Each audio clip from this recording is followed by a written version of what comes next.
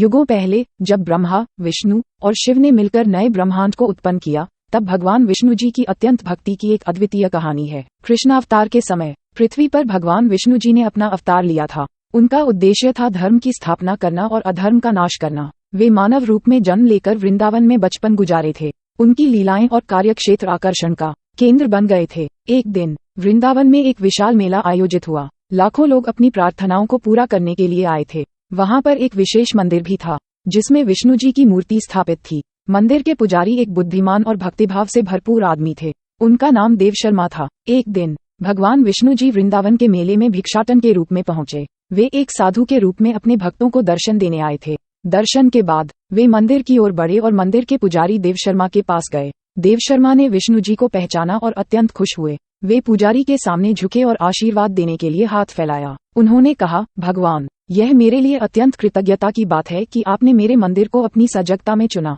विष्णु जी ने मुस्कुराते हुए कहा, देव शर्मा, मैं यहाँ तुम्हारी भक्ति और प्रेम के लिए हूँ। मैं तुम्हारे लिए कुछ करना चाहता हूँ। देव शर्मा ने आशीर्वाद ग्रहण किया और कहा, प्रभु, मैं आपके आदर्श और मार्गदर्शन के लिए सदैव तैयार हूँ। विष्णु जी ने देव शर्मा को एक खास काम सौंपा। उन्होंने कहा, तुम्हारे पास मेरे विषयक सभी लिखित ज्ञान होना चाहिए। तुम्हें मेरे अवतार, मेरे लीलाएं और मेरे भक्तों की कथाएं सब जाननी चाहिए, और फिर तुम्हें इस ज्ञान को दुनिया के लोगों के साथ साझा करना होगा। देव शर्मा ने खुशी खुशी इस काम को ग्रहण किया और विष्णु जी के बारे में सब कुछ सीखा। वे मेलों और तीर्थ यात्राओं के दौरान लोगों को भगवान विष्णु के बारे में सुनाते और उनके उपासना की महत्वपूर्ण बातें सिखाते। वक्त बीता और देव शर्मा की भक्ति और ज्ञान ने उन्हें एक महान भक्त बना दिया। वे हर दिन विष्णु जी की पूजा करते और उनके लीलाओं के गाने गाते। एक दिन विष्णु जी ने देव शर्मा को विश्वास प्रकट करने का आदेश दिया। वे उन्हें अपने स्वर्गीय विकुंठ धाम में आमंत्रित करने की भक्ति की सलाह देने लगे। देव शर्मा की आंखों में आंसू थे, लेकिन वह भगवान की इच्छा के खिलाफ नहीं जा सकते थे।